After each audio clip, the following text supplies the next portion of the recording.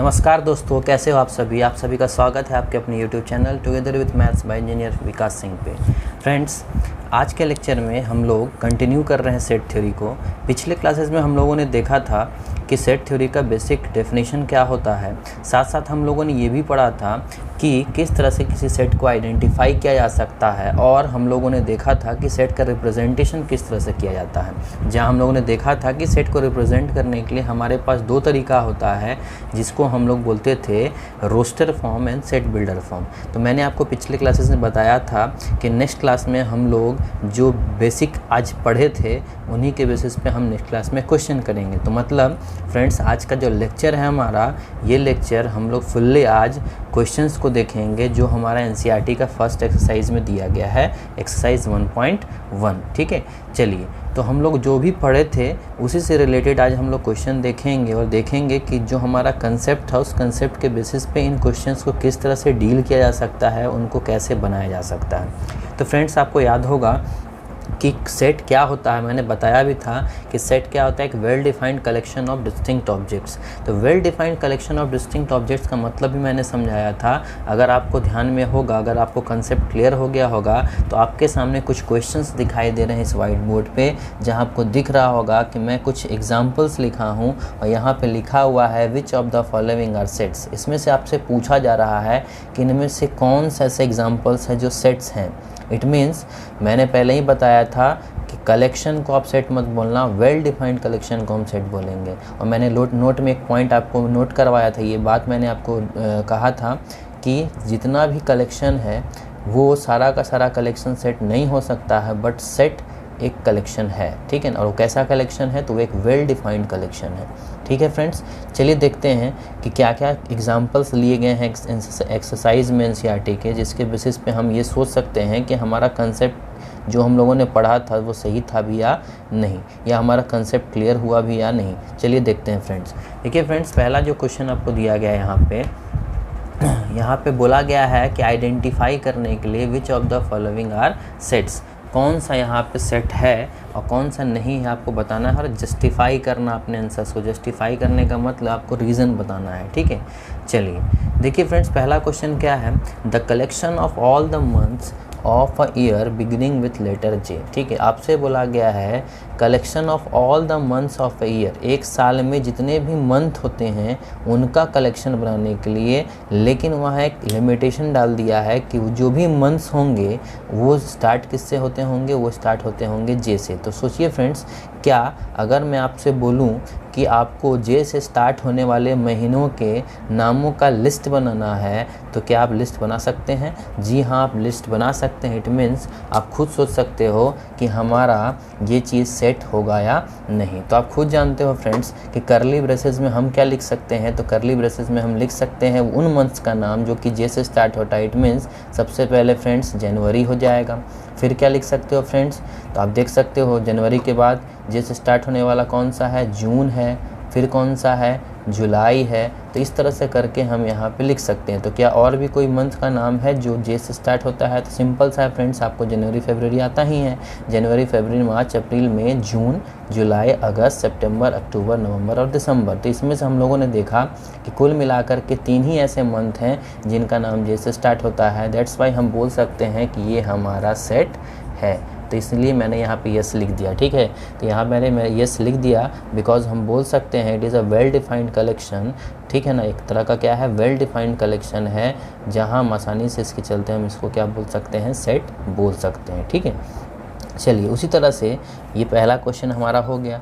अब सिंपल सा फ्रेंड्स, किसी से भी आप पूछोगे तो आपको जवाब यही मिलेगा। ठीक है ना, अनलेस एंड अनटिल उसको पता होना चाहिए कि जनवरी फरवरी मार्च अप्रैल, अगर मंथ्स का नाम उनको याद है तो। ठीक है, चलिए सेकंड क्वेश्चन क्या है, the collection of 10 most talented writers of India. ठीक है, collection of 10 most talented writers of India. देखिए फ्रेंड्स, सिंपल सा बात है कि राइटर्स तो बहुत सारे हैं दुनिया में।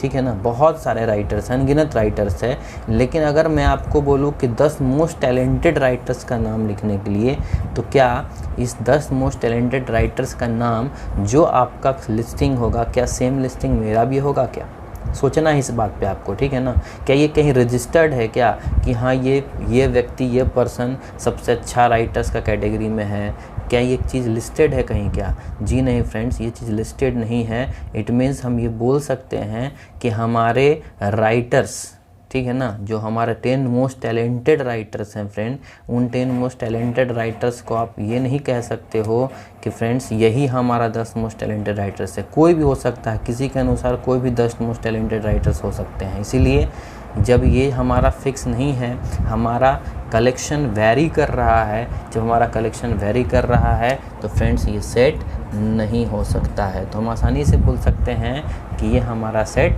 नहीं है। ठीक है, चलिए रीज़न आप लिख सकते हो कि हमारा कलेक्शन जो है फ्रेंड्स वेल डिफाइंड कलेक्शन नहीं होगा, that's why we can say it is not a type of set, sorry it is not a set. ठीक है, चलिए नेक्स्ट देखिए सी नंबर में क्या लिखा गया है, a team of 11 best batsman of the world. ये जब मैं कंसेप्ट पढ़ा रहा था आपको सेट थ्योरी का, तो उसी टाइम मैंने ये चीज़ एग्जांपल के तौर पे आपके सामने रखा था। अब 11 बेस्ट बैट्समैन का टीम, ठीक है ना, चुनना, बोलने का मतलब सीधी सी बात है भाई, ये चीज़ कहीं लिस्टेड नहीं है, रजिस्टर्ड नहीं है ये चीज़ कि हाँ ये सबसे अच्छा बैट्समैन है। ठीक है ना, आपके हिसाब से आपके लिए सबसे बेस्ट बैट्समैन कोई भी हो सकता है, तो इसीलिए हम इसका कलेक्शन ये नहीं बोल सकते हैं कि ये वेल डिफाइंड होगा। मेरा कलेक्शन 11 बेस्ट बैट्समैन का कुछ और बन सकता है, आपका कुछ और बन सकता है, किसी और का कुछ और बन सकता है। ठीक है ना, इसीलिए ये हमारा एक सेट नहीं है, वेल डिफाइंड कलेक्शन नहीं होने के कारण ये हमारा सेट नहीं होगा, तो इसलिए ये भी हमारा एक सेट नहीं है, तो हम लोग यहाँ नो लिख दिया। ठीक है, अब आप देख सकते हो डी नंबर, ये डी नंबर में क्या बोला कि the collection of all natural numbers less than 100। ठीक है, 100 से छोटा, ठीक है, 100 से छोटा नेचुरल नंबर्स का कलेक्शन बनाने के लिए बोला। तो सीधी सी बात है फ्रेंड्स, किसी से भी पूछोगे तो 1 से लेकर 99 तक कॉमा कॉमा दे करके सेपरेटली वो लिख देगा। तो सीधी सी बात है, ये कलेक्शन हर जगह सेम रहेगा, कभी वेरी नहीं होने वाला। इट मीन्स ये भी हमारा एक क्या है फ्रेंड्स, सेट है। ठीक है, चलिए ई नंबर आप देख सकते हो क्या दिख रहा है, the collection of novels written by the writer Munshi Premchand. ये भी एग्जांपल मैंने लिया हुआ था, मुंशी प्रेमचंद द्वारा लिखा गया जो भी नॉवेल्स हैं, ठीक है ना, वो सारे के सारे नॉवेल्स फ्रेंड्स ये रजिस्टर्ड होगा कहीं ना कहीं। अगर वो पब्लिश हुआ है तो वो रजिस्टर्ड होगा ही होगा कि मुंशी प्रेमचंद ने कितने नॉवेल्स लिखे हैं। ठीक है, तो अगर ये रजिस्टर्ड है तो उन कलेक्शंस को आप आसानी से निकाल करके लिख सकते हो। ये कलेक्शन कभी बदलने वाला नहीं है, ये आसानी से हम कहीं भी सर्च करके फाइंड आउट कर सकते हैं कि मुंशी प्रेमचंद द्वारा लिखा गया नॉवेल कौन कौन सा था, उसका लिस्टिंग हम आसानी से प्रिपेयर कर सकते हैं। तो ये कलेक्शन है फ्रेंड्स एक well defined collection, that's why we can say it is a type of set. ठीक है, चलिए उसके बाद क्या है, the collection of all even numbers. जब नेचुरल नंबर्स का हम कलेक्शन बना ही सकते हैं फ्रेंड्स, तो इवन नंबर्स का भी, इवन इंटीजर्स का ही बना सकते हैं। तो इवन इंटीजर्स क्या क्या होते हैं friends, the collection of all even integers. It means even integers मतलब 0, 2, 4, 6, 8। ठीक है ना फ्रेंड्स, 0 भी एक इवन इंटीजर है। ठीक है ना, हाँ अगर यही रहता है यहाँ पॉजिटिव इवन इंटीजर्स तो हम 0 नहीं बोलते, हम स्टार्ट करते हैं 2 से। तो जब कलेक्शन ऑफ इवन इंटीजर्स बोला गया है तो 0, 2, 4, 6, 8 dot dot dot dot dot dot, ठीक है ना, इन्फिनिटी तक जा सकता है। इट मीन्स हमारा वेल डिफाइंड कलेक्शन, इसको भी हम सेट बोल सकते हैं। ठीक है, नेक्स्ट क्या है फ्रेंड्स, नेक्स्ट देख सकते हो the collection of questions in this chapter. ठीक है, इस चैप्टर्स में पाए जाने वाले क्वेश्चंस का कलेक्शन। तो सीधी सी बात है, अगर एनसीईआरटी बुक मेरे पास है, ठीक है ना, मैं इस पर्टिकुलर बुक के बारे में बात कर रहा हूँ, तो ये क्वेश्चन जो बात कर रहा है इस पर्टिकुलर एनसीईआरटी बुक के बारे में बात कर रहा है कि इस एनसीईआरटी बुक में मौजूद जितने भी क्वेश्चंस हैं इस सेट थ्योरी चैप्टर में, उन क्वेश्चंस का कलेक्शन। तो सीधी सी बात है, एनसीईआरटी तो भैया अलग अलग तो होगा नहीं, सबका एनसीईआरटी कॉमन होगा। आप किसी भी स्टेट, किसी भी जगह, किसी बच्चे का एनसीईआरटी अगर आप देखते हो तो आपको ये चीज़ दिखाई देगा कि हर एक बच्चे का एनसीईआरटी सेम है और वहाँ पाए जाने वाले सेट थ्योरी में जो भी क्वेश्चंस है वही क्वेश्चंस आपके पास भी है। तो उनका कलेक्शन हर जगह क्या होगा फ्रेंड्स, सेम होगा। इट मीन्स एक वेल डिफाइंड कलेक्शन होने के कारण हम बोल सकते हैं कि वो भी एक सेट है। ठीक है, और लास्ट हमारे पास क्वेश्चन क्या है फ्रेंड्स, तो लास्ट हमारे पास क्वेश्चन दिया गया the collection of most dangerous animals of the world. अब भैया होता क्या है, किसी को चींटी से भी डर लगता है, किसी को सांप से भी डर नहीं लगता, किसी को हाथी से डर लगता है, तो किसी को सिंपल सा चूहा से भी डर लगता है। ठीक है ना, तो डिपेंड करता है इंसान पे कि उसके लिए डेंजरस एनिमल कौन सा है। ठीक है ना, अब कोई कुत्ता पालता है कोई शेर पालता है, किसी को कुत्ते से डर लगता है, किसी को शेर से डर लगता है, तो डिपेंड करता है पर्सन टू पर्सन, ठीक है ना। तो सीधी सी बात है, मोस्ट डेंजरस एनिमल्स का जो कलेक्शन है वो एक वेल डिफाइंड कलेक्शन नहीं हो सकता, पर्सन टू पर्सन वेरी कर सकता है ये चीज़। दैट्स वाई हम बोल नहीं सकते हैं कि एक सेट है इसलिए हमारा सेट नहीं होगा। तो फ्रेंड्स देख सकते हो, जो हम लोगों ने बेसिक डेफिनेशन पढ़ा हुआ था, अगर छोटा सा कंसेप्ट आपको समझ में आ रहा है कि वेल डिफाइंड कलेक्शन का मतलब क्या होता है, तो उसके बेसिस पे हम आसानी से आइडेंटिफाई कर सकते हैं कि कौन सा कलेक्शन हमारा सेट है और कौन सा कलेक्शन हमारा सेट नहीं है। तो इस तरह से करके हमारा क्वेश्चन नंबर 1 पूरी तरह से कंप्लीट होता है। मैंने फ्रेंड्स बताया था आपको कि हमारा जो क्वेश्चन जनरली आता है रिप्रेजेंटेशन ऑफ सेट्स में, तो वो रिप्रेजेंटेशन ऑफ सेट हम लोग 2 टाइप से कर सकते हैं, रोस्टर और सेट बिल्डर फॉर्म। तो क्वेश्चन हमारा रोस्टर फॉर्म में दिया गया होगा और आपसे बोलेगा इसका सेट बिल्डर फॉर्म क्या होगा लिखो, ठीक है। या हमारे पास सेट बिल्डर फॉर्म दिया गया होगा और आपसे पूछेगा कि बताओ इसका रोस्टर फॉर्म क्या होगा लिखो, ठीक है। तो इस टाइप का क्वेश्चंस भी हम लोग देखेंगे एक्सरसाइज में, वो भी हमें मिलेगा। उससे पहले हम एक चीज़ यहाँ पढ़ लेते हैं कि यूज़ ऑफ बिलोंग्स टू और डज नॉट बिलोंग्स टू कैसे होता है, ठीक है। तो ये बिलोंग्स टू और डज नॉट बिलोंग्स टू के बारे में मैंने बताया भी था, फिर भी एक बार हम उस चीज़ को रिपीट कर लेते हैं। देखते हैं कि यूज़ ऑफ बिलोंग्स टू और डज नॉट बिलोंग्स टू कैसे किया जाएगा, ठीक है। देखिए फ्रेंड्स, बहुत ही सिंपल है। अगर मैं बात करूँ तो अभी हम लोग बात करने वाले हैं, अभी हम लोग सिंपल सा कंसेप्ट समझने वाले हैं कि, ठीक है ना, कि बिलोंग्स टू और डज नॉट बिलोंग्स टू का इस्तेमाल कैसे होता है, ठीक है। तो हम लोग ये पढ़ने वाले हैं use of belongs to and does not belongs to, ठीक है। ये बिलोंग्स टू का मतलब ये सिंबल फ्रेंड्स बताया था मैंने, और डज नॉट बिलोंग्स टू का मतलब ये सिंबल, ठीक है। ये ई जैसा सी लिख करके हम काट देते हैं, यहाँ पे थोड़ा थोड़ा ई जैसा दिखाई देता है, तो इसको हम लोग पढ़ते हैं बिलोंग्स टू, ठीक है। और इसको हम लोग पढ़ते हैं डज नॉट बिलोंग्स टू। ऐसे बिलोंग्स टू लिख करके काट दो तो ये कहलाएगा डज नॉट बिलोंग्स टू, ठीक है। और हिंदी मीनिंग इसका क्या होता है फ्रेंड्स, बिलोंग्स टू का सिंपल हिंदी मीनिंग होता है पाया जाना, ठीक है, पाया जाना। और डज नॉट बिलोंग्स टू का मतलब नहीं पाया जाना, ठीक है, नहीं पाया जाना, ठीक है। सिंपल सा बात है फ्रेंड्स। थोड़ी देर के लिए सोचो आप, एक क्लासरूम है हमारे पास, मैंने एग्जांपल लिया था, ठीक है। एक क्लासरूम है मान लो हमारे पास, थोड़ी देर के लिए समझा रहा हूँ, ध्यान देना। ये क्लास 11th हमारा मान लो थोड़ी देर के लिए एक सेट का नाम है, ठीक है। इस सेट का नाम क्या है, क्लास 11। और इस क्लास 11 सेट में मान लो हमारे पास बच्चे हैं अवेलेबल, विवेक, राम, ठीक है, सुमन, नेहा, निहारिका, ठीक है, दामिनी, ठीक है, अरुण, ठीक है। ये बच्चे मान लो हमारे पास क्लास 11th में मौजूद है, ये रजिस्टर्ड बच्चे हैं, ठीक है ना। ये क्लास 11th में मान लो रजिस्टर्ड बच्चे हैं, इन लोगों ने एडमिशन लिया है, ठीक है। ये बच्चे क्लास 11th में रजिस्टर्ड है, ठीक।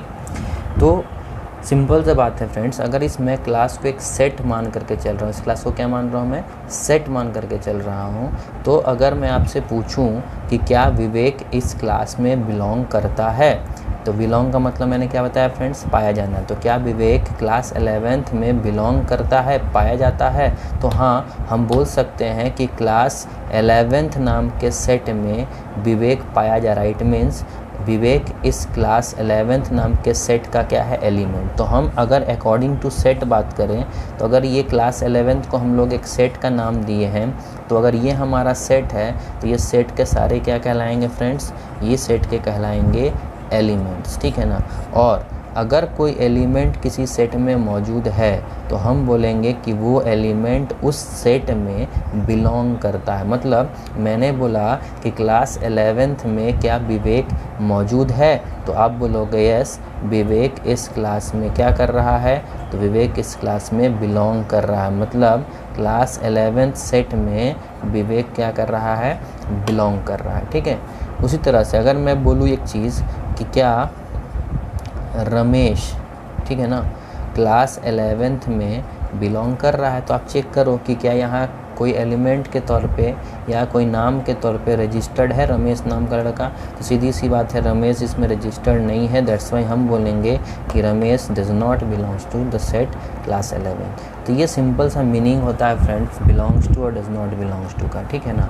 तो सिंपल सा अगर आप कंसेप्ट समझ रहे हो तो मैं एक एग्जांपल ले रहा हूँ, ध्यान देना और बताना कि belongs to does not belongs to क्या होगा, ठीक है। जैसे कि मान लो मैंने यह कहा कि a इज़ इक्वल टू क्या है 1 2 3 4 5, ठीक है। ये हमारा एक सेट है, ठीक। और मैंने आपसे पूछा कि इसमें आपको बिलोंग्स टू या डज नॉट बिलोंग्स टू का इस्तेमाल करना है, ठीक है। ध्यान देना फ्रेंड्स, ठीक है।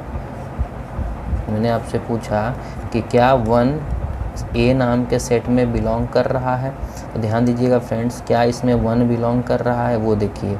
तो क्या ये 1 इसमें पाया जा रहा है, हाँ पाया जा रहा है, तो हम लिखेंगे 1 बिलोंग कर रहा है ये में, ठीक है। उसी तरह से मैं आपसे पूछ रहा हूँ कि क्या मिडिल ब्रैकेट में 2, ठीक है, बिलोंग कर रहा है सेट ए में। एक चीज़ याद रखिएगा फ्रेंड्स, जिस चीज़ के साइड में मतलब जिस चीज़ किसी भी चीज़ के अगर साइड में अगर ये मिडिल ब्रैकेट लग जाता है, ठीक है ना, तो फ्रेंड्स वो एक सेट कहलाना शुरू हो जाता है, ठीक है। वो क्या कहलाना शुरू हो जाता है, सेट।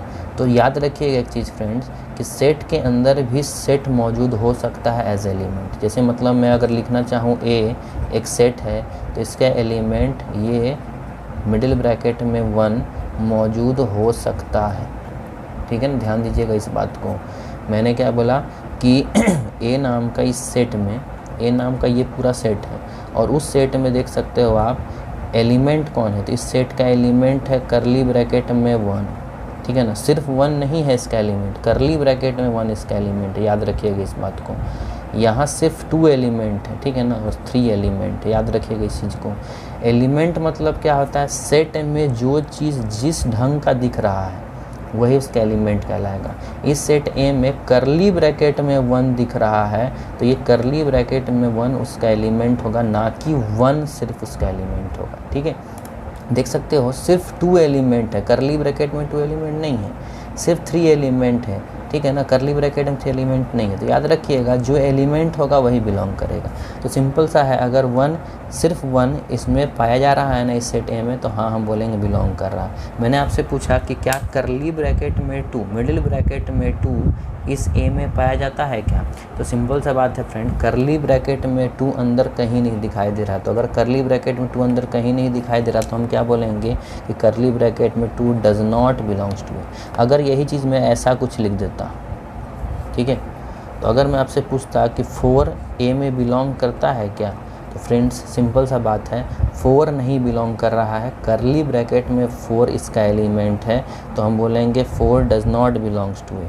लेकिन अगर मैं पूछूंगा कि करली ब्रैकेट में क्या 4 इसमें बिलोंग कर रहा है, तो जी हाँ करली ब्रैकेट में 4 इसमें पाया जा रहा है। तो ये सिंपल सा कंसेप्ट है फ्रेंड्स किसका, बिलोंग्स टू और डज नॉट बिलोंग्स टू था। आई होप आपको ये बहुत अच्छे से समझ में आ गया होगा और इसी बिलोंग्स टू और डज नॉट बिलोंग्स टू से बेसिस आपको एक्सरसाइज 1.1 में क्वेश्चन दिया गया होगा, क्वेश्चन नंबर 2। तो आई होप आप आसानी से उस चीज़ को बना लोगे, ठीक है। ये कंसेप्ट समझने के बाद आप आसानी से उसको बना सकते हैं, तो मैं उस चीज़ को डिस्कस करने नहीं जा रहा, ठीक है। हम लोग अब डायरेक्ट अपने मुद्दे पे आते हैं। हमारा जो मेन चीज़ है, हमारा जो मेन टारगेट है, आप इस चीज़ को लिख ले पहले। अगर आप नोट्स बना रहे हो तो आप इस चीज़ को ध्यान से लिख लीजिए, फिर हम आगे बढ़ेंगे, ठीक है। ध्यान दीजिएगा, हमारा जो मेन टारगेट है, जो हमारा मेन सेट थ्योरी में अभी जो हमारे लिए मेन चीज़ है वो है हमारा सेट बिल्डर फॉर्म से रोस्टर फॉर्म में लिखना और रोस्टर फॉर्म से सेट बिल्डर फॉर्म में लिखना। ये हमारे लिए बहुत ज़्यादा इम्पॉर्टेंट है। तो हम अभी वही चीज़ सीखने वाले हैं कि किस तरह से रोस्टर फॉर्म को सेट बिल्डर फॉर्म में लिखा जाए और किस तरह से सेट बिल्डर फॉर्म को रोस्टर फॉर्म में लिखा जाए, ठीक है। तो सिंपल से मैंने बताया था फ्रेंड्स, रोस्टर फॉर्म मतलब जहाँ एलिमेंट दिखाई दे, ठीक है ना, और सेट बिल्डर फॉर्म मतलब जहाँ एलिमेंट के बारे में इंफॉर्मेशन मिले।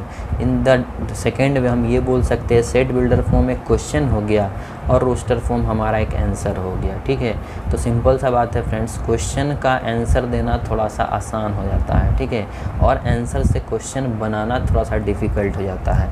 तो याद रखिएगा फ्रेंड्स, सेट बिल्डर फॉर्म अगर अपने पास अवेलेबल है तो सेट बिल्डर फॉर्म से रोस्टर फॉर्म में लिखना, ठीक है ना, सेट बिल्डर फॉर्म से रोस्टर फॉर्म में कन्वर्ट करना क्या है, तो ये चीज़ फ्रेंड्स थोड़ा इजी है। ठीक है, लेकिन अगर मैं बात करूँ रोस्टर फॉर्म से सेट बिल्डर फॉर्म में कन्वर्ट करना, तो ये थोड़ा सा फ्रेंड्स डिफ़िकल्ट है। डिफ़िकल्ट तो ऐसा है नहीं, ठीक है ना, मैं डिफ़िकल्ट इसीलिए बोल रहा हूँ क्योंकि थोड़ा सा इसमें आपको दिमाग लगाना पड़ेगा, यहाँ पे आपको थोड़ा सा मेमोरी का यूज़ पड़ेगा। ठीक है, और यहाँ भैया सिंपल सा चीज़ है, एकदम बच्चा वाला है, कुछ है नहीं, आसानी से आप बना सकते हो। ठीक है, तो हम लोग अभी सीखेंगे, सबसे पहले हम सीखेंगे कि सेट बिल्डर फॉर्म से रोस्टर फॉर्म में कैसे कन्वर्ट करते हैं। फिर उसके बाद हम लोग जब थोड़ा सा कंसेप्ट हमारा क्लियर हो जाएगा कि कैसा कैसा हमारा सेट बिल्डर फॉर्म रहता है, तो हम आसानी से रोस्टर फॉर्म से सेट बिल्डर फॉर्म में कन्वर्ट करना सीख जाएंगे। चलिए फ्रेंड्स, देखते हैं कि इसके रिगार्डिंग कैसा क्वेश्चन एनसीईआरटी में हमारा दिया हुआ है। ठीक है, चलिए फ्रेंड्स, आते हैं नेक्स्ट क्वेश्चन की ओर। आप देख सकते हो यहाँ पे आपको वाइट बोर्ड पे क्वेश्चन दिखाई दे रहा होगा। क्वेश्चन नंबर 1 हम लोगों ने डिस्कस कर लिया है एक्सरसाइज 1.1 का। क्वेश्चन नंबर 2 मैंने आपको बता दिया था कि बिलोंग्स टू और डज नॉट बिलोंग्स टू के ऊपर बेस्ड क्वेश्चन है, आप आसानी से बना सकते हो। ठीक है, चलिए अब देख सकते हैं फ्रेंड्स, ध्यान दीजिएगा कि यहाँ क्वेश्चन नंबर 3 में जो आपको दिखाई दे रहा है, आपके पास एनसीईआरटी भी होगा, वहाँ भी आप देख सकते हो। यहाँ क्या बोला गया है, write the following in roster form. ठीक है, किस में लिखने के लिए बोला गया है, रोस्टर फॉर्म में। रोस्टर फॉर्म मतलब हमें एलिमेंट्स ढूंढना है, एलिमेंट्स हमें निकाल करके रखना है। ठीक है, मतलब हमारे पास अभी जो क्वेश्चन में दिया गया है, ये हमारा दिया गया है सेट बिल्डर फॉर्म, और आपसे मांगा है क्या, तो आपसे मांगा है इसका रोस्टर फॉर्म। तो सीधी सी बात है, ये जितने भी हमारे सेट दिए गए हैं, ये सेट हमारे रोस्टर फॉर्म में नहीं है, ये हमारे सेट बिल्डर फॉर्म में है। मतलब यहाँ इन्फॉर्मेशन अबाउट द एलिमेंट दिखाई दे रहा होगा। ठीक है, और यहाँ से हमें ढूंढना है उन एलिमेंट्स को जिसके बारे में इन्फॉर्मेशन दिया गया। देखिए यहाँ सबसे पहले क्वेश्चन में आपको दिखाई दे रहा होगा, लिखा गया है A इज़ इक्वल टू, ये सेट का क्या हो गया, नाम देख सकते हो, ABCDEF, ये सारे क्या हैं, सेट के नाम है। और रिप्रेजेंटेशन में आपको बताया ही था कि रोस्टर और सेट बिल्डर फॉर्म होता है, और पहचानने का तरीका मैंने बताया था कि करली ब्रैकेट या मिड ब्रैकेट जो बोल सकते हो आपको दिखाई देगा। ठीक है, देखिए यहाँ पे क्या बोला गया friends, x such that x, मतलब x हमारा कोई एलिमेंट होगा जिसको हम ढूंढ रहे हैं। तो इसको हम कैसे पढ़ेंगे, x सच दैट x, या x जहाँ की x क्या है, तो x जो एलिमेंट हम ढूंढ रहे हैं वो क्या है, एक इंटीजर है। ठीक है ना, और इंटीजर आपको पता है क्या होता है, वो एक इंटीजर है, और ऐसा इंटीजर है कि वो -3 से बड़ा और बराबर और 7 से क्या है, छोटा है। तो -3 से बड़ा और बराबर और 7 से छोटा, तो आपको नंबर लाइन ध्यान में होगा फ्रेंड्स, ये हमारा नंबर लाइन है। ठीक है, और इस नंबर लाइन पे आप याद कीजिए, ये हमारा 0 होता है, ये 1 2 3 ऐसे करते करते पॉजिटिव इन्फिनिटी की ओर हम लोग जाते हैं। ठीक है, उसी तरह से इधर क्या होगा, -1 -2 -3, ये कहाँ तक जाएगा, नेगेटिव इन्फिनिटी की ओर। तो आपसे बोला गया है वैसे इंटीजर्स को ढूंढना, ठीक है, जो -3 के बराबर, ठीक है, और -3 से बड़ा हो और 7 से क्या हो, छोटा हो। तो आप जानते हो फ्रेंड्स, नंबर लाइन में जब हमारा मूवमेंट इधर की ओर होता है तो सारे नंबर्स इधर की ओर क्या होते हैं, बड़े होते हैं। तो -3 से बड़ा कौन होगा, -2 -1 0 1 2 ऐसे कहाँ तक जाएंगे फ्रेंड्स, तो हम लोग जाएंगे 6 तक। ठीक है, लेकिन इंक्लूड हम -3 को करेंगे बिकॉज -3 के बराबर भी बोला गया है। तो फ्रेंड्स हमारा जो इस नंबर लाइन के हिसाब से अगर हम मूव करें तो हमारा इस पहला का आंसर क्या हो जाएगा फ्रेंड्स, तो हम बोल सकते हैं कि इस सेट बिल्डर फॉर्म का जो रोस्टर फॉर्म होगा हमारा, वो हमारा क्या हो जाएगा, तो मिडिल ब्रैकेट में हम लिखेंगे -3 फिर -2 फिर -1 0 1 2 3 4 5 और 6। ठीक है, तो इस तरह से हम अपने आंसर्स को लिख सकते हैं, बिकॉज हमें बोला गया है -3 से बड़ा होना चाहिए और -3 के बराबर। तो -3 के बराबर और ये सारे -3 से क्या है, बड़ा है, और 7 से क्या है, छोटा। तो ये सारे इंटीजर्स का कलेक्शन हो गया जिस चीज़ को हम ढूंढ रहे थे। ठीक है, उसी तरह से यहाँ सेकेंड नंबर क्वेश्चन में आप देख सकते हो, सेकेंड नंबर क्वेश्चन में क्या बोला गया है, x सच दैट x जहाँ की x क्या होना चाहिए, एक नेचुरल नंबर होना चाहिए। x जहाँ की x क्या होना चाहिए, एक नेचुरल नंबर होना चाहिए, और ऐसा नेचुरल नंबर होना चाहिए जो कि 6 से क्या हो, छोटा। तो 6 से छोटा नेचुरल नंबर फ्रेंड्स सबको पता है क्या होता है, तो हम लोग बोलेंगे 1 2 3 4 5, और ये मिडिल ब्रैकेट हम लोग बंद कर देंगे। तो ये हमें पता चल गया कि 6 से छोटा हमारा नेचुरल नंबर्स का कलेक्शन क्या होगा, ठीक है। उसी तरह से आप देख सकते हो तीसरा नंबर, सी नंबर हमारे पास जो दिखाई दे रहा है, यहाँ क्या लिखा गया है, x सच दैट x, ठीक है। x जहाँ की x क्या होना चाहिए, एक 2 डिजिट का नंबर होना चाहिए, ठीक है। और 2 डिजिट का कैसा नंबर होना चाहिए, तो 2 डिजिट का नेचुरल नंबर होना चाहिए, ठीक है। तो नेचुरल नंबर 2 डिजिट का मतलब 10 11 12 13 14 ये सब। तो 2 डिजिट का नेचुरल नंबर कहाँ से कहाँ के बीच होता है, तो 10 से लेकर के 99 तक, ठीक है। यहीं तक हमारा 2 डिजिट का नेचुरल नंबर होगा, ठीक। और ऐसा नेचुरल नंबर होना चाहिए कि सम ऑफ इट्स डिजिट कितना आता हो, 8 आता हो। तो सम ऑफ इट्स डिजिट 8 आता हो बोलने का मतलब, अगर मैं 12 लिख रहा हूँ 2 डिजिट का नंबर, तो इसका सम ऑफ द डिजिट कितना होगा, तो 1 + 2 मतलब 3। अगर मैं 41 लिख रहा हूँ फ्रेंड्स, तो इसका सम ऑफ द डिजिट कितना होगा, 4 + 1 मतलब 5। तो सम ऑफ द डिजिट आना कितना चाहिए, 8। तो आपको सोचना है कि 2 डिजिट का वैसा कौन कौन सा नंबर होगा जिसका सम ऑफ द डिजिट करने पे हमें क्या मिले, 8 मिल जाए। तो बहुत ही आसान है फ्रेंड्स, सिंपल है, तो इसको हम लिख सकते हैं। तो याद कीजिए सिंपल 8 लाना है। तो देखिए 8 आने के लिए 0 8 तो हम लिख नहीं सकते हैं फ्रेंड्स, क्योंकि ये 1 डिजिट का नंबर है, 2 डिजिट का नहीं है। तो याद रखिए फ्रेंड्स, तरीका बहुत ही सिंपल होता है, 1 से शुरू कीजिए, ठीक है। 1 में आप क्या जोड़ोगे, तो 8 आ जाएगा, तो 7। तो 1 + 7 8 होता है, तो पहला नंबर हमारा आ गया 17। फिर 1 के बाद अब 2 में, तो 1 के साथ अब पेयरिंग और किसी का नहीं हो सकता है, ठीक। अब 2 के साथ पेयरिंग ढूंढो आप, किसका हो सकता है, तो 2 के साथ 6 का हो सकता है। तो ये दोनों मिला करके 8 दे देगा आपको। फिर 2 के साथ और पेयर नहीं बन सकता, 3 के साथ 5 का, 6 के साथ 4 के साथ 4 का, ठीक है। 5 के साथ 3 का, 6 के साथ 2 का, 7 के साथ 1 का, और 8 के साथ 0 का। इन सब नंबर्स को आप देख लो फ्रेंड्स, ये सारे नेचुरल नंबर्स है और इनके डिजिट्स का सम कितना आता है फ्रेंड्स, 8 आता है। इसीलिए हम आसानी से बोल सकते हैं कि हमारा ये आंसर क्या हो जाएगा, 17 26 35 44 53 62, ठीक है, 71 और 80। तो ये हमारे आंसर्स होंगे फ्रेंड, जिनमें आपको समझ में आएगा कि सम ऑफ द डिजिट अगर किया जाए तो हमें आंसर क्या मिलेगा, 8 मिलेगा। तो इस तरह से हम लोग आसानी से सी नंबर व 3rd नंबर वाले का आंसर लिख सकते हैं। उसके बाद फिर फ्रेंड्स ध्यान दीजिए, अगला जो हमारा 4था नंबर क्वेश्चन दिया गया, क्या लिखा गया है, बोला गया है x is a prime number, x such that x एक प्राइम नंबर है। मतलब जो इस एलिमेंट को हम ढूंढ रहे हैं वो कैसा नंबर होना चाहिए, एक प्राइम नंबर होना चाहिए, ऐसा प्राइम नंबर, ठीक है, ऐसा प्राइम नंबर होना चाहिए विच इज़ डिवाइज़र ऑफ 60, ठीक है, जो कि 60 को क्या कर दे, डिवाइड कर दे, ठीक है। तो 60 को डिवाइड करने वाला हमें प्राइम नंबर लिखना है, वही हमारा इस डी नाम के सेट का एलिमेंट होगा। तो एक काम करते हैं, पहले हम देखते हैं कि 60 का डिवाइज़र होगा कौन कौन, ठीक है। प्राइम नंबर तो बाद में छाटेंगे, पहले ये देखते हैं कि 60 को डिवाइड करने वाला कौन कौन है। मतलब सिंपल सा बात है, 60 का फैक्टर ढूंढने के लिए बोला गया। तो सिंपल है फ्रेंड्स, फैक्टर ढूंढना बहुत आसान है। 60 का अगर आपको फैक्टर ढूंढना है तो कुछ नहीं करो, आप सोचो कि 1 में कितना मल्टीप्लाई करोगे कि 60 आ जाएगा। तो 1 × 60 मतलब 60, ठीक है।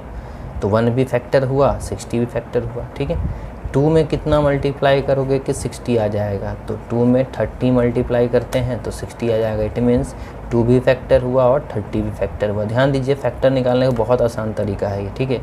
3 हमेशा स्टार्ट 1 से करना, ठीक है। 1 के बाद फिर 2 में चेक कर लिए, फिर 3 में चेक करो। 3 में क्या मल्टीप्लाई करोगे कि 60 आ जाएगा।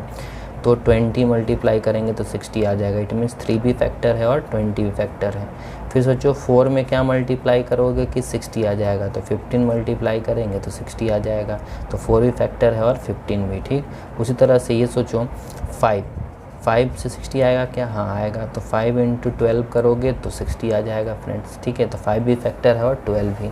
फिर 6 में सोचो, तो 6 में फ्रेंड्स हम लोग 10 मल्टीप्लाई करेंगे तो 60 आ जाएगा। 7 में नहीं आएगा, 8 में नहीं आएगा, फिर 10 में ही आ जाएगा। तो 10 × 6 लिखोगे, फिर 12 ही आएगा, फिर 15 ही आएगा, 20 ही आएगा, 30 ही आएगा, 60 ही आएगा। इट मीन्स अगर इस तरह से हम ढूंढते हैं तो हम बोल सकते हैं कि 1 2 3 4 5 6 के बाद 10 आ रहा था, देखिए 10 यहाँ दिख गया। 10 12 15 20 30 60 ये सारे हमारे क्या होंगे? फैक्टर्स होंगे 60 के, ठीक है। 60 के ये सारे क्या है? फैक्टर्स है। और इनमें से फ्रेंड्स हमें बताना है कि 60 को डिवाइड करने वाला प्राइम नंबर कौन कौन है। तो प्राइम नंबर आपको पता है, उनको बोलते हैं जिसको सिर्फ हम या तो 1, जो जिसका फैक्टर या तो सिर्फ 1 हो या तो 1 नंबर खुद है। तो सबसे छोटा प्राइम नंबर पहले कौन? 2, फिर 3, फिर 5, फिर देख सकते हो आप कोई नहीं है। इट मीन्स हमारा जो x जो हम जिसको ढूंढ रहे थे, जिस प्राइम नंबर को जो 60 को डिवाइड करने वाला था, वो प्राइम नंबर फ्रेंड्स हमारा क्या था? तो वो प्राइम नंबर होगा हमारा 2, 3 और 5। तो यही हमारा सेट होगा। तो इस तरह से हम आसानी से बता सकते हैं, ठीक है। चलिए उसी तरह से फटाक से पहले आप लिख लीजिए चीज़ को, मैं वीडियो बीच बीच में आप पॉज करके लिखते चलिएगा, ठीक है। अब देखिए क्वेश्चन नंबर 5 क्या बोला गया है कि the set of all letters in the word trigonometry. Trigonometry नाम के वर्ड में यूज़ किए गए सारे लेटर्स का कलेक्शन बनाना है। लेटर्स मतलब ए से लेकर के जेड तक जो भी लेटर्स इसमें यूज़ हुए हैं उन लेटर्स का कलेक्शन बनाना है, जो किस वर्ड में यूज़ हुए हैं? ट्रिग्नोमेट्री। तो फ्रेंड्स सीधी सी बात है, बहुत आसान है, यहीं पे मैं आंसर लिख दे रहा हूँ। तो ट्रिग्नोमेट्री में सबसे पहले टी का इस्तेमाल हुआ है। फिर तो हमें रोस्टर फॉर्म लिखना है ना, तो हम कॉमा कॉमा सेपरेट करके लिखेंगे आर, फिर आई, फिर जी, फिर ओ, फिर एन, ठीक है। फिर ओ है, तो मैंने बताया था फ्रेंड्स जो एलिमेंट, अब एक तरह के एलिमेंट का काम कर रहा है ना ये, तो मैंने बताया था आपको एलिमेंट हम 2 बार रिपीट नहीं करते हैं। तो 2 बार जब ओ है फ्रेंड्स तो हम एक ही बार लिखेंगे। तो TRIGON, फिर उसके बाद एम, फिर ई, फिर टी नहीं होगा, एक बार आ चुका है, फिर आर भी एक बार आ चुका है, तो लास्ट में क्या होगा? वाई। तो हम बोल सकते हैं कि ट्रिग्नोमेट्री वर्ड में यूज़ किया गया जो सेट ऑफ ऑल लेटर्स है, वो सेट ऑफ ऑल लेटर्स क्या हो जाएगा? ये वाला जो कॉमा कॉमा से सेपरेट करके हम लोगों ने लिखा है। तो यही हमारा रोस्टर फॉर्म हो गया। उसी तरह से लास्ट वाला क्वेश्चन भी सेम उसी तरह से, set of all letters in the word better. तो देख सकते हो फ्रेंड्स बेटर मतलब BE टी एक बार, फिर टी आया हुआ है, फिर ई आया हुआ है और लास्ट में आर। तो ये हमारे एलिमेंट्स हो गए जो बेटर वर्ड में as a letter of the English alphabet use किए गए हैं। तो उनका ये सेट हो गया। बहुत ही आसान है फ्रेंड्स, विश्वास कीजिए कि सेट बिल्डर फॉर्म से रोस्टर फॉर्म लिखना काफ़ी आसान है, कोई प्रॉब्लम नहीं आता है, ठीक है। लेकिन थोड़ा सा डिफ़िकल्टी, आपको थोड़ा सा बुद्धि लगाना पड़ेगा जब रोस्टर फॉर्म दिया गया होगा और आपको सेट बिल्डर फॉर्म लिखना पड़ेगा, ठीक है। तो पहले आप इन चीज़ों को फ्रेंड्स अच्छे से लिख लें, ठीक है। फिर हम लोग आगे बढ़ेंगे, कुछ क्वेश्चंस और देखेंगे रोस्टर फॉर्म में दिया गया कन्वर्ट करने के लिए, और फिर हम लोग आएंगे सेट बिल्डर फॉर्म पे। चलिए फ्रेंड्स कुछ क्वेश्चन और हम लोग देख लेते हैं जहाँ सेट बिल्डर फॉर्म से रोस्टर फॉर्म में कन्वर्ट करने का होगा, ठीक है। देखिए फर्स्ट एक्सरसाइज, तो एक्सरसाइज 1.1 में ही क्वेश्चन नंबर 5 भी जो दिया गया है वो भी कुछ उसी टाइप का क्वेश्चन है, जहाँ आपको सेट बिल्डर फॉर्म दिया गया है और आपसे रोस्टर फॉर्म उसका लिखने के लिए बोला गया। देखिए वहाँ क्वेश्चन कैसे पूछा गया है, list all the elements of the following set, ठीक है ना। List all the elements of the following set मतलब एलिमेंट्स का लिस्टिंग करना होता है। एक चीज़ मैंने आपको बताया भी था फ्रेंड्स, ठीक है। रोस्टर फॉर्म को, ठीक है ना, रोस्टर मेथड को लिस्टिंग मेथड के नाम से भी जानते हैं, ठीक है ना। अगर वो लिस्टिंग मेथड है और लिस्ट एलिमेंट्स का बनाना है तो मतलब एलिमेंट हमें शो करना है। इट मीन्स सीधी सीधी सी बात है, हमें एलिमेंट्स दिखाना है और एलिमेंट्स जहाँ दिखता है वो हमारा रोस्टर फॉर्म कहलाता है। तो ये लैंग्वेज लिखने का मतलब ही हो गया हमें रोस्टर फॉर्म में इस सेट बिल्डर फॉर्म को कन्वर्ट करना। और देख करके भी आपको समझ में आ रहा होगा फ्रेंड्स कि ये एक सेट बिल्डर फॉर्म है। क्यों?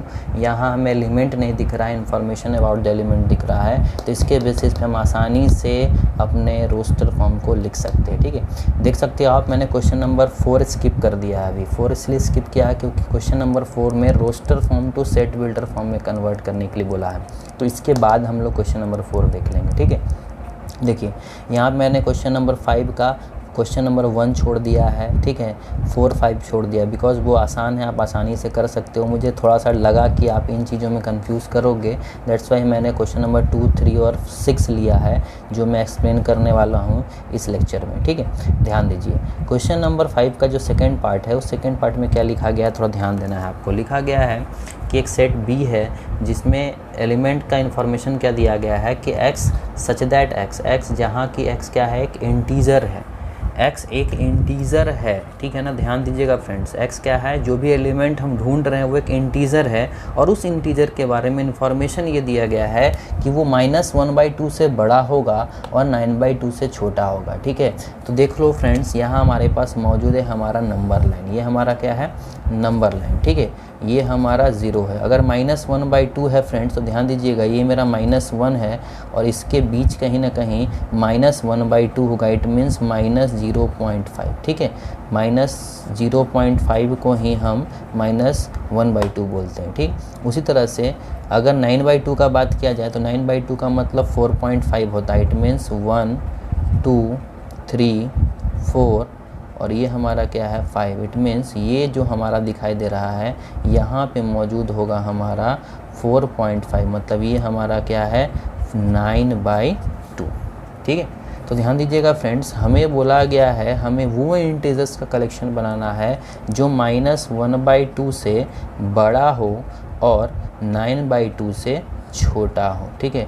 तो -1/2 से बड़ा, ठीक है ना, -1/2 से बड़ा मतलब इधर, और 9/2 से छोटा मतलब इधर। लेकिन लिखना क्या है फ्रेंड्स, तो लिखना है हमें इंटीजर्स। तो ध्यान से देख सकते हो फ्रेंड्स, इंटीजर्स कभी भी फ्रैक्शन में नहीं होता है, ठीक है ना। इंटीजर्स हमेशा एक होल फॉर्म में दिखता है। तो -1/2 और 9/2 मतलब 4.5 के बीच जो आपको इंटीजर्स दिखाई दे रहा होगा, वो इंटीजर्स कौन कौन है, तो वो इंटीजर्स देख सकते हो फ्रेंड्स, वो इंटीजर्स हमारा 0, 1, 2, 3 और 4 है, ठीक है। ये हमारे इंटीजर्स हैं जो इसके बीच लाई कर रहे हैं। बहुत ही अच्छा क्वेश्चन है, ध्यान दीजिएगा। फ्रैक्शन में कभी भी इंटीजर नहीं होता है, ठीक है ना। ये चीज़ आपको रिमेंबर करके रखना है। ये छोटा छोटा सिली मिस्टेक हो जाता है बच्चों से, इसलिए आपको ध्यान में रखना है, ठीक है। और इक्वल टू भी नहीं बोला गया था, वो भी आपको ध्यान देना है, ठीक। चलिए उसी तरह से देखते हैं हम लोग हमारा थर्ड नंबर क्वेश्चन क्या है। तो थर्ड नंबर क्वेश्चन हमारा जो दिया गया है, वो थर्ड नंबर क्वेश्चन हमारा है कि x सच दैट x, ठीक है। x जहाँ की x क्या है, एक इंटीजर है। यहाँ भी अभी बताया गया कि x एक इंटीजर है। तो integers can be positive, negative और 0, ठीक है। इंटीजर्स पॉजिटिव भी हो सकता है, नेगेटिव भी हो सकता है और 0 भी हो सकता है, ठीक है। तो x सच दैट x एक इंटीजर है, और ऐसा इंटीजर है कि अगर उस इंटीजर का आप स्क्वायर करते हो तो वैल्यू हमेशा या तो 4 या तो 4 से छोटा ही आना चाहिए, ठीक है।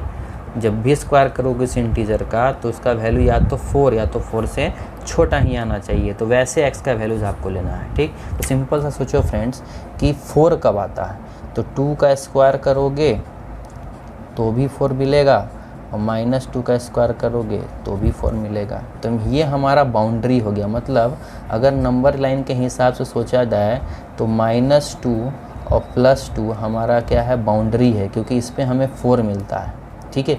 और हमें 4 से छोटा चाहिए।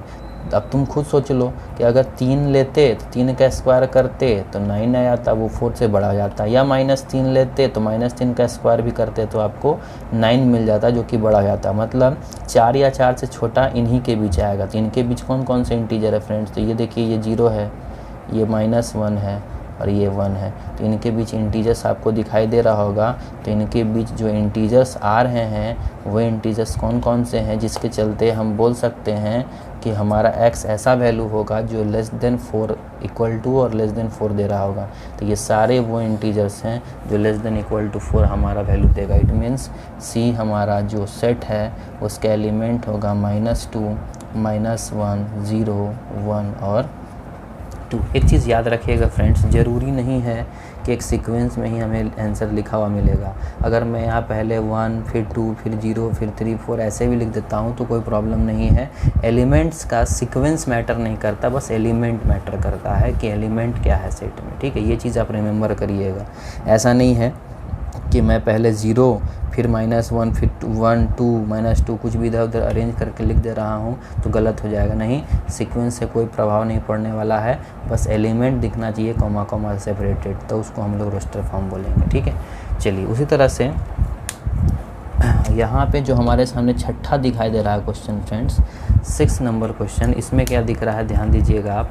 तो 6 नंबर क्वेश्चन में हमें दिखाई दे रहा है कि x, जहाँ की x क्या है, कॉन्सोनेंट है। तो आपको पता है फ्रेंड्स, इंग्लिश अल्फ़ाबेट जो हमारा होता है, ठीक है ना, इंग्लिश जो अल्फ़ाबेट होता है हमारा, उस अल्फ़ाबेट में अगर बोला जाए तो टोटल 26 अल्फ़ाबेट है, जिस 26 अल्फ़ाबेट में हमारे वॉवेल्स और कॉन्सोनेंट्स में डिवाइड कर दिया गया है हमारा अल्फ़ाबेट को। ठीक है, तो वॉवेल्स कितना होता है friend, A, E, I, O, you. ठीक है, तो ये हमारे 5 वॉवेल्स हो गए।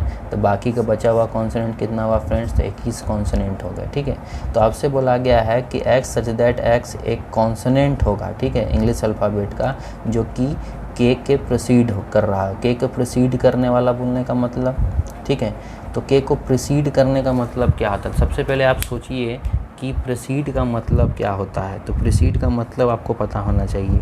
अगर आपको प्रोसीड का मतलब मालूम है तो आप आसानी से क्वेश्चन को सॉल्व कर सकते हो। तो सबसे पहले आप बताओ कि प्रोसीडिंग का मतलब क्या होता है, ठीक है ना। तो सिंपल सा है फ्रेंड्स, देखिए प्रीसीडिंग का मतलब क्या होता है कि अगर मैं आपसे सिंपल से एक चीज़ पूछ रहा हूँ, ध्यान दीजिएगा, ठीक है, अगर मैं सिंपल से एक चीज़ पूछ रहा हूँ कि यहाँ हमारे सामने लिखा गया है A B C D E F, ठीक है, ध्यान दीजिए, A B C D E F G H I J K L M N O P Q R S T U V W X Y और Z। देख सकते हो friends, ये हमारे सारे 26 के 26 इंग्लिश अल्फ़ाबेट्स लिखे गए हैं, ठीक है ना। ये 26 इंग्लिश अल्फ़ाबेट्स अगर लिखे गए हैं फ्रेंड्स, तो आपसे पूछा गया है कि इस 26 अल्फ़ाबेट में के से प्रोसीड करने वाले कितने कॉन्सोनेंट हैं, उनका आपको क्या बनाना है, सेट। तो के से पहले, तो देखो फ्रेंड्स, सबसे पहले के है कहाँ, तो ये हमारा के है, ठीक है ना। और इस के से प्रीसीडिंग मतलब के पहले, तो के पहले कौन है फ्रेंड्स, तो के पहले हमारे ये दिखाई दे रहे हैं, ठीक है ना। और इनमें से बोला गया है कि कॉन्सोनेंट्स, ठीक है ना, वो जो हमारा एलिमेंट है वो कौन है, हमारे कॉन्सोनेंट्स हैं। तो कॉन्सोनेंट बोलने का मतलब फ्रेंड्स ए नहीं होगा, ठीक है, ई नहीं होगा और आई नहीं होगा, ठीक है। और ये तो हमारा आएगा नहीं, प्रीसीडिंग मतलब क्या, पहले, के से पहले में ओवर यू तो आता है नहीं, तो मतलब हमारा छठ कौन कौन गया, तो हमारा वॉवेल ए, ई और आई छट गया, तो बचा जो वही हमारा आंसर हो जाएगा। तो इट मीन्स हम बोल सकते हैं B, C, D, F, G, H, J, यही हमारा क्या हो जाएगा, के से पहले वाले कॉन्सोनेंट्स, और उन्हीं कॉन्सोनेंट्स का ये क्या है, हमारा कलेक्शन, जिसको हम सेट बोल रहे हैं, ठीक है। तो सिंपल है फ्रेंड्स, आसान है, आसानी से आप बना सकते हो, कोई प्रॉब्लम नहीं है, ठीक है। तो इस तरह से करके आप किसी भी सेट बिल्डर फॉर्म को रोस्टर फॉर्म में कन्वर्ट कर सकते हो। तो अभी जो नेक्स्ट हम लोग देखने वाले हैं फ्रेंड्स, वो नेक्स्ट पढ़ने वाले हैं हम लोग। अभी देखेंगे क्वेश्चन जहाँ हमारा रोस्टर फॉर्म दिया गया होगा और हमें बोला जाएगा सेट बिल्डर फॉर्म में लिखने के लिए। वो थोड़ा सा टिपिकल है, सोचेंगे कैसे करना है, उसका भी तरीका बताऊँगा कि कैसे सोचा जाता है, ठीक है। तो तब तक आप इस चीज़ को लिख लीजिए, फिर वो लास्ट पार्ट रहेगा इस लेक्चर का, फिर हम लोग कंटिन्यू नेक्स्ट लेक्चर में करेंगे जहाँ हम लोग पढ़ेंगे टाइप्स ऑफ सेट्स के बारे में। तो पहले आप इन चीज़ों को फ्रेंड्स लिख लीजिए। चलिए फ्रेंड्स, मूव करते हैं नेक्स्ट क्वेश्चन नंबर 4 की ओर। यहाँ पे आपको क्वेश्चन दिख रहा होगा, क्या लिखा गया है, write the following sets in set builder form, ठीक है। हमें बोला गया है सेट बिल्डर फॉर्म में कन्वर्ट करने के लिए, मतलब ये सारे क्या हैं, तो ये सारे हैं हमारे रोस्टर फॉर्म, ठीक है। देख करके आपको समझ में आ रहा होगा कि मिडिल ब्रैकेट के अंदर आपको एलिमेंट्स कॉमा से सेपरेट होते हुए दिखाई दे रहे हैं। अगर ऐसा कभी एलिमेंट्स दिखाई दे तो समझ लेना कि ये हमारे क्या है, रोस्टर फॉर्म है, ठीक है। तो ये हमारा सेट का रोस्टर फॉर्म है और आपको बोला गया है सेट बिल्डर फॉर्म में कन्वर्ट करके लिखने के लिए, ठीक। तो देखिए फ्रेंड्स, सबसे पहले आपको ध्यान दीजिएगा फ्रेंड्स, थोड़ा सा टिपिकल है लेकिन आपको समझना है, बहुत इंपॉर्टेंट भी और आसानी से हो भी जाएगा, बस थोड़ा सा ध्यान देना है इस चीज़ पे। इसीलिए आप थोड़ा सा कॉन्सेंट्रेट करिएगा मेरे बातों पे, जो भी मैं बोल रहा हूँ उसको आप ध्यान से सुनिए, ठीक है। देखिए, सबसे पहले आपको क्या करना है, एलिमेंट को पढ़ो अच्छे से और समझो कि पहले इस एलिमेंट में क्या प्रॉपर्टी छुपा हुआ है, ठीक है, कैसा प्रॉपर्टी शो कर रहा है ये एलिमेंट, ठीक है, इसमें क्या खासियत है, जो एलिमेंट्स यहाँ लिखे गए हैं उसमें क्या खास बात है, उन चीज़ों को, उन सीक्वेंस को पकड़ने की कोशिश करो। अगर आपको सीक्वेंस पकड़ में आ जाएगा तो आप आसानी से उस एलिमेंट के बारे में इंफॉर्मेशन जनरेट कर सकते हो। ठीक है, चलिए देखिए, सबसे पहला क्वेश्चन हम जो देख रहे हैं हमारे सामने दिया गया है। मैं यहाँ पे एक क्वेश्चन को अच्छे से एक्सप्लेन करूँगा, ध्यान देना। ठीक है, सबसे पहला जो क्वेश्चन दिया गया है इसमें सेट का नाम नहीं दिया गया, तो हम एक काम करते हैं, अपना मन से पहले सेट का नाम लिख लेते हैं। तो इसका मैंने नाम लिख दिया 3, 6, 9 और 12। ठीक है, तो मैंने सेट का नाम लिख दिया एज अ फॉर्मेलिटी के तौर पे। जो हमारा कंडीशन होता है आइडेंटिफिकेशन फॉर द सेट, उसके लिए उसके अनुसार मैंने सेट को नाम दे दिया। ठीक है, ताकि मैं इसको पहचान दे सकूँ, तो मैंने सेट को पहचान दे दिया और उसका एलिमेंट कौन है, 3, 6, 9 और 12। ठीक है, अब हम क्या करेंगे, इसका हमें सेट बिल्डर फॉर्म लिखना है। तो सेट तो भैया ए ही है, तो इसका नाम भी सेट बिल्डर फॉर्म में ए ही रहेगा। ठीक है, लेकिन हमको इसको लिखना है कि इसके लिए क्या इन्फॉर्मेशन हम जनरेट कर सकते हैं। तो आपको खास बात क्या ध्यान दे रहा है, तो आपको देख करके समझ में आ रहा होगा कि सर ये 3, 6, 9, 12 मतलब 3 का टेबल लिखा हुआ है। ठीक है, 3 का मल्टीपल्स लिखा हुआ है। ठीक है, तो 3 का मल्टीपल्स लिखा हुआ है फ्रेंड्स, बहुत अच्छी बात है, आपका सोच बहुत अच्छा है। ये 3 का मल्टीपल्स लिखा हुआ है, ठीक है, लेकिन वो कब तक, तो 3 का मल्टीपल्स लेस देन 15, ये बोल सकते हो आप। तो इस चीज़ को आप कैसे लिख सकते हो, इस चीज़ को लिख सकते हो set of all the multiples of 3 less than 15, 15 से कम मल्टीपल्स ऑफ 3 लिखा गया है। तो 3, 6, 9, 12, उसके बाद 15 ही आता है, तो 15 से छोटा मल्टीपल्स ऑफ 3 यहाँ लिखा गया। ठीक, वो भी सही है, कोई प्रॉब्लम नहीं है, लेकिन इसको एक तरीके से लिखने सिखाता हूँ मैं, थोड़ा ध्यान दीजिएगा। प्रॉपर्टी को आप समझने की कोशिश करो आप। ठीक है, देखिए प्रॉपर्टी मैं किस अंदाज में बताना चाह रहा हूँ, थोड़ा ध्यान देना आप।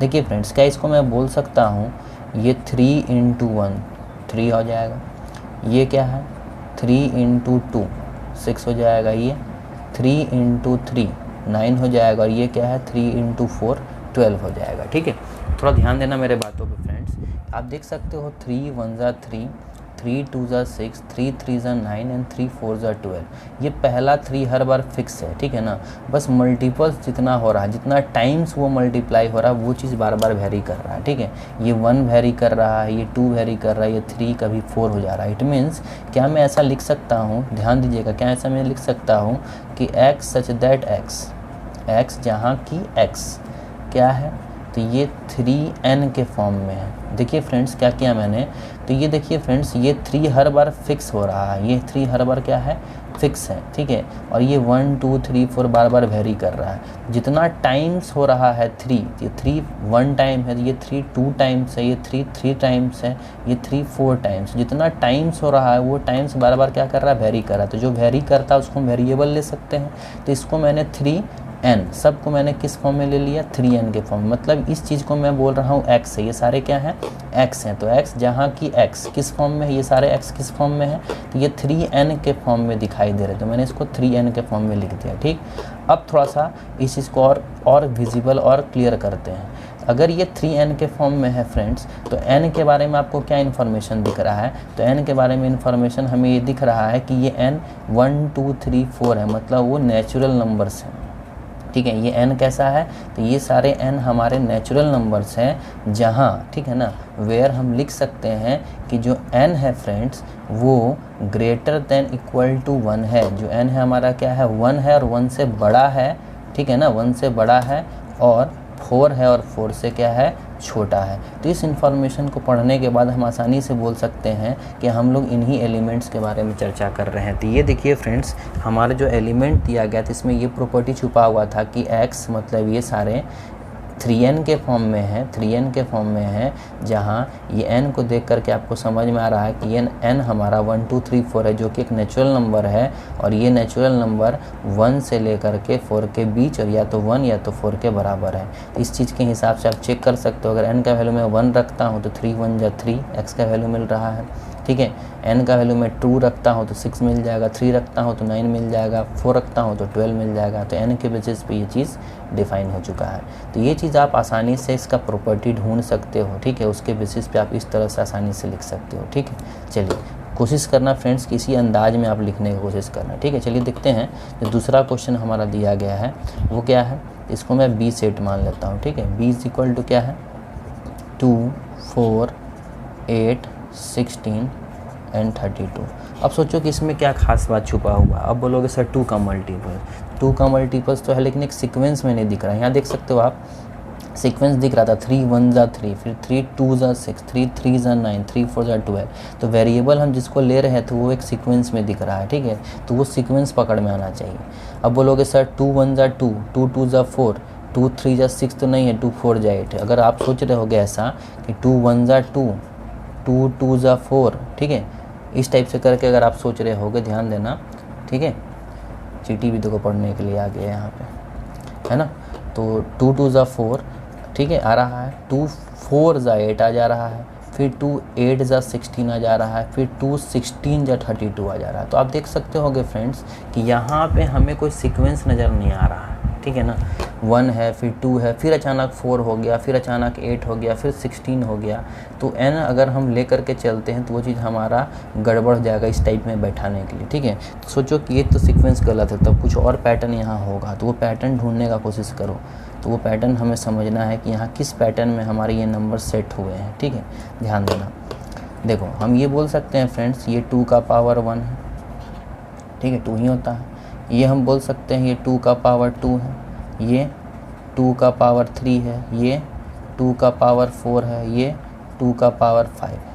तो हम बोल सकते हैं ये सारे 2 के पावर्स में दिखाई दे रहे हैं। और पावर्स को ध्यान से देखना फ्रेंड्स, बेस हर बार क्या है, 2 ही है, मतलब बेस फिक्स है, पावर्स वेरी कर रहा है। मतलब क्या इसमें एक प्रॉपर्टी जो छुपा हुआ तो नज़र आ गया क्या, कि x सच दैट x किस फॉर्म में है, तो 2 का पावर n के फॉर्म में है। जहाँ मैंने इस बार वेरिएबल किसको बनाया, पावर को, बिकॉज पावर आप देख सकते हो एक सीक्वेंस में एक पैटर्न में नज़र आ रहा है और वो पैटर्न एग्जैक्टली क्लियर है और उस चीज़ को हम n बना सकते हैं, ठीक।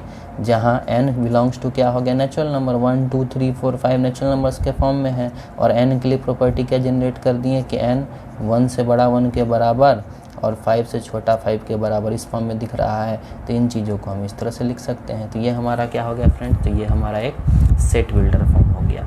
तो इस तरह से हम आसानी से अपने क्वेश्चंस को बना सकते हैं with the help of this properties. इस प्रॉपर्टीज़ से अगर आप सोचोगे तो आसानी से आप अपने आंसर्स तक पहुंच सकते हो, आपको कोई प्रॉब्लम फेस नहीं करना पड़ेगा, ठीक है।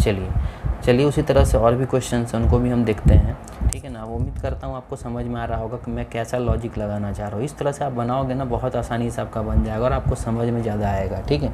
चलिए तीसरा क्वेश्चन क्या है फ्रेंड्स, ध्यान देना। तीसरा क्वेश्चन यहाँ जो दिया गया है उसको मैं सी सेट मान लेता हूँ, ठीक है।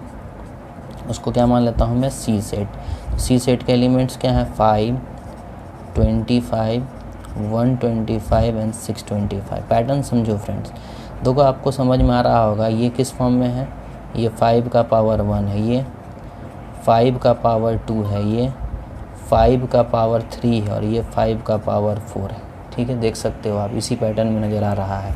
तो अगर ये आपको सीक्वेंस देख करके समझ में आ रहा होगा तो आप इसका सेट बिल्डर फॉर्म कैसे लिख सकते हो। ये सारे एलिमेंट्स को मैं x समझ लूँ तो x सच दैट x, ठीक है, किस फॉर्म में है, देख सकते हो ये बेस हर बार 5 है तो 5 को रहने दो कांस्टेंट। पावर बदल रहा है तो पावर वेरी कर रहा है तो पावर को मैं वेरिएबल बना के n बना लेता हूँ और एक पैटर्न को फॉलो कर रहा है, सीक्वेंस में है हर चीज़, ठीक है। तो 5 का पावर n मैंने लिख दिया। n belongs to natural number और n क्या है फ्रेंड्स, तो n greater than equal to 1 है और लेस देन इक्वल टू 4 है। तो इस पैटर्न में चाहे तो हम आसानी से लिख सकते हैं। तो देखिए फ्रेंड्स सारा चीज़ उसी अंदाज में आते जा रहा है। मतलब एक चीज़ अगर आप ध्यान से समझ लेते हो तो इन चीज़ों को एक रेगुलर पैटर्न में बार बार वही चीज़ रिपीट हो रहा है, उन बेसिस पे हम लिख सकते हैं, ठीक है। चलिए चौथा नंबर क्वेश्चन देख लीजिए क्या है। तो फोर्थ नंबर क्वेश्चन क्या है हमारा, तो फोर्थ नंबर क्वेश्चन को मैं मान लेता हूँ डी सेट। तो डी सेट क्या है हमारा, 2 4 6 dot dot dot dot dot, कहाँ तक जाएगा पता नहीं, ठीक। पैटर्न समझो, 2 का मल्टीपल्स दिख रहा है, ठीक है। तो इस चीज़ को मैं लिख सकता हूँ क्या ऐसे फ्रेंड्स, तो इस चीज़ को मैं ध्यान देना, आप ऐसे लिख सकते हो, ये 2 1 जा 2 है, ये 2 2 जा 4 है, ये 2 3 जा है, फिर 2 4 जा, फिर 2 5 जा, 2 6 जा, ऐसे करते करते जाएगा। तो मैं इस चीज़ को लिख सकता हूँ x सच दैट x किस फॉर्म में है, 2n के फॉर्म में, ठीक है। n देख सकते हो आप 1 2 3 ऐसे है और ये 2 मल्टीपल में है तो वो चीज़ 2 मैंने रहने दिया और बार बार मल्टीपल्स बदल रहा है तो n कर दिया। n क्या है फ्रेंड्स, नेचुरल नंबर। अब फ्रेंड्स मैं यहाँ पे n के लिए कुछ और डिफ़ाइन नहीं करूँगा, क्यों, क्योंकि ये पता नहीं है n शुरुआत तो हो रहा है 1 से, n जो है शुरुआत तो 1 ही से हो रहा है, लेकिन ख़त्म कहाँ हो रहा पता नहीं। तो क्या ये मैं सोच सकता हूँ कि 1 2 3 n की जगह जा रहा है 1 2 3 4 5 6 डॉट डॉट डॉट जाते रहेगा, तो मैं खाली n belongs to natural number लिख दूंगा तो ये डिफाइन हो जाएगा। n belongs to natural number बोलने का मतलब n की जगह नेचुरल नंबर डालना शुरू करो, मतलब 1 डालोगे तो 2 मिलेगा, 2 डालोगे तो 4 मिलेगा, 3 डालोगे तो 6 मिलेगा, 4 डालोगे तो 8 मिलेगा, मतलब ये सीक्वेंस पकड़ में आ जाएगा। तो इस तरह से करके हम लिख सकते हैं। तो ये कुछ 4 क्वेश्चंस जो मैंने डिस्कस किया फ्रेंड्स, ये बहुत आसानी से बन जाएगा। आप इन चीज़ों का पैटर्न को बस ढूंढना, समझना कि किस तरह से हम लोगों ने पैटर्न के बेसिस पे काम किया है, ठीक है। चलिए अब मैं इस चीज़ को रब कर देता हूँ, आप वीडियो पॉज करके इन चीज़ों को लिख लेना, ठीक है। मैं क्वेश्चन नंबर 5 6 7 डिस्कस कर लेता हूँ, फिर उसके बाद हम लोग नेक्स्ट क्लास में पढ़ेंगे। जो नेक्स्ट लेक्चर हमारा होगा उसमें हम लोग पढ़ेंगे टाइप्स ऑफ सेट्स। तब तक इस चीज़ को मैं मिटा देता हूँ फ्रेंड्स। चलिए देखिए क्वेश्चन नंबर 5 में क्या बोला गया है। तो क्वेश्चन नंबर 5 में यहाँ पे इसको मैं ई नाम का सेट मान लेता हूँ। इसमें एलिमेंट्स क्या है 1 4 9 डॉट डॉट डॉट कहाँ तक, तो ये 100 तक है, ठीक है। पैटर्न समझना फ्रेंड्स, देखो आपको क्या पैटर्न नज़र आ रहा है, ठीक है। अब आप बोलोगे 1 का पावर 1, 2 का पावर 2 आ रहा है ना, चेक कर लो, ये है 1 का पावर 1, ये दिख रहा होगा आपको 2 का पावर 2, ये 3 का पावर 3, तैसे ही मतलब देख लो आप, इस बार हमें 3 का पावर 2 है ना, तो आप बोलोगे 1 का पावर 1 है, लेकिन यहाँ 4 लाने के लिए 2 का पावर 2 हो रहा है, 9 लाने के लिए 3 का पावर 2 हो रहा है। तो एक काम करते हैं ना, इस 1 को हम 1 का पावर 2 भी तो लिख सकते हैं। 1 का स्क्वायर मतलब भी 1 ही होता है, और ये 100 मतलब 10 का पावर 2। तो इसको देख करके समझ में आ रहा है कि इसमें एक प्रॉपर्टी छुपा हुआ है, इस पर बेस बदल रहा है, एक सीक्वेंस में पावर फिक्स है। इट मीन्स हम इस चीज़ को रोस्टर फॉर्म को लिख सकते हैं कैसे, x such that x is equal to, कैसे, इस बार हम बेस को वेरिएबल बना लेंगे, ठीक है। देख लो यहाँ बेस क्या है, वेरी कर रहा है, 1 से लेकर कहाँ तक जा रहा है 10 तक, और हर बार उसका क्या हो रहा है स्क्वायर। तो हम बोल सकते हैं x सच दैट x क्या है, n स्क्वायर के फॉर्म में है, जहाँ n क्या है नेचुरल नंबर है फ्रेंड्स, देख सकते हो 1 2 3 से लेकर 10 तक, और बोल देंगे कि n greater than equal to 1 है और लेस देन इक्वल टू 10 है। तो इस सीक्वेंस कर रहा है हमारा नंबर, तो हम आसानी से लिख सकते हैं। तो बहुत ही आसान है फ्रेंड्स, आसानी से आप कर सकते हो, कोई प्रॉब्लम नहीं है, ठीक है। तो ये हमारा बेसिक सा चीज़ है, बहुत आसान है। क्वेश्चन नंबर 6 देख सकते हो आप, जैसे 5 अभी हम लोगों ने देख लिया, वैसे 6 देख सकते हो आप। 6 नंबर क्वेश्चन में क्या है, f is equal to 1 4 9 16 25 dot dot dot dot ये ऐसे जा रहा है, ठीक है। तो सिंपल सा है फ्रेंड्स, ध्यान दीजिएगा आप, ठीक है। अगर मैं इस चीज़ का सेट बिल्डर फॉर्म लिखना चाहूँ तो देखो ध्यान से क्या प्रॉपर्टी यहाँ दिख रहा है आपको, ये 1 का स्क्वायर 1, 2 का स्क्वायर 4, 3 का स्क्वायर 9, 4 का स्क्वायर 16, 5 का स्क्वायर 25, तो कुछ उसी टाइप का दिख रहा है जो अभी हम लोगों ने देखा। यहाँ तक 10 का स्क्वायर तक जा रहा था, लेकिन ये इन्फिनिटी तक जा रहा था। इस चीज़ को हम कैसे लिख सकते हैं, x such that x is equal to n square, और सिर्फ लिखेंगे n बिलोंग्स टू n, ठीक है ना, क्योंकि n 1 2 3 4 5 6 dot dot dot dot dot dot dot dot होते हुए कंटिन्यूस जा रहा है, ये कहीं रुकने वाला नहीं है। दैट्स वाई हम लोगों ने n बिलोंग्स टू क्या लिखा है, n लिखा है। उसी तरह से क्वेश्चन नंबर 7 भी देख सकते हो आप, बड़ा आसान है।